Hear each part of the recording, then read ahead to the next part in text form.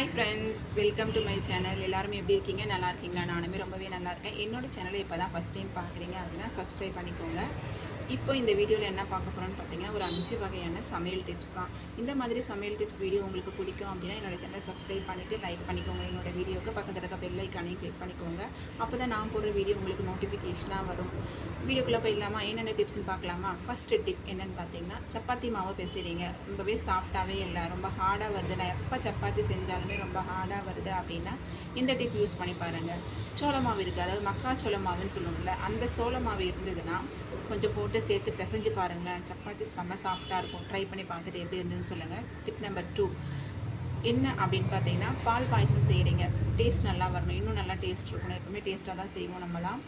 Taste இன்னும் நல்லா வரணும் அப்படின்னா அதில் கொஞ்சமாக பாதாம் பருப்பு இருக்கும் வீட்டில், எப்போவுமே நம்ம வாங்கி வச்சுருக்கோம் இல்லைங்களா, அந்த பாதாம் பருப்பு கொஞ்சம் அரைச்சிட்டு அது கூட சேர்த்து பாருங்கள். பால் பாயசத்தோட டேஸ்ட்டு செம்மையாக இருக்கும். ட்ரை பண்ணி பார்த்துட்டு எப்படி இருந்துன்னு சொல்லுங்கள். டிப் நம்பர் 3 என்னென்னு பார்த்தீங்கன்னா, வெண்டைக்காவை வந்துட்டு நீங்கள் அப்படியே போட்டு கட் பண்ணி போட்டு சமைக்கிறீங்க, அது குழம்பு எடுத்து ஊற்றும்போது பார்த்தீங்கன்னா குழ குழன்னு இருக்கும். சிலருக்கு பிடிக்கவே பிடிக்காது அந்த மாதிரி குழன்னு வளன்னு இருக்கிறது.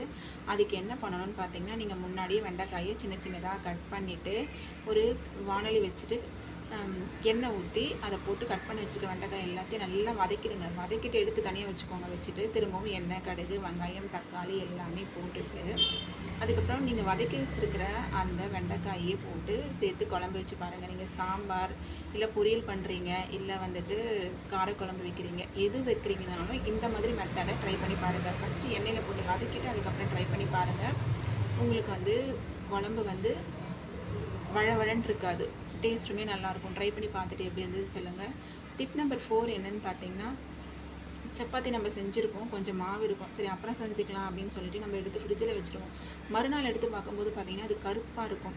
அந்த கருப்பாக இருக்கும்போது பார்க்குறதுக்கு நம்மளுக்கு சமைக்கவே பிடிக்காது, வீணாகிடும். அது வீணாகாமல் இருக்க என்ன பண்ணலான்னு பார்த்தீங்கன்னா, நீங்கள் ஃபஸ்ட்டே வந்து ஸ்டோர் பண்ணும்போதே அதில் மேலே எண்ணெய் தடவிக்கோங்க. எண்ணெய் தடவி வச்சுட்டிங்கன்னா உங்களுக்கு வந்து நீங்கள் எப்படி வச்சிங்களோ அதே மாதிரி இருக்கும். ட்ரை பண்ணி பார்த்துட்டு எப்படி இருந்துன்னு சொல்லுங்கள்.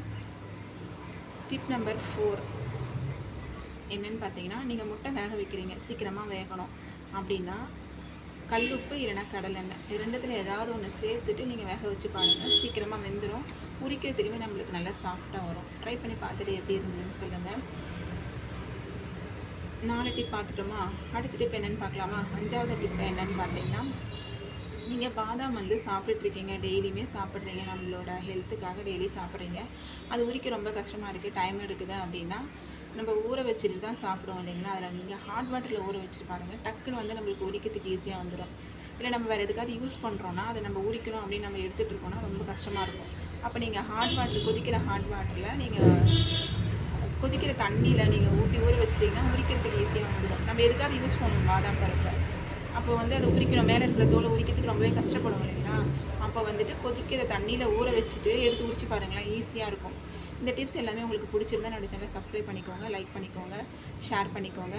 தேங்க்ஸ் ஃபார் வாட்சிங் ஃப்ரெண்ட்ஸ். பாய். இன்னொரு டிப்ஸ் வீடியோவில் பார்க்கலாம்.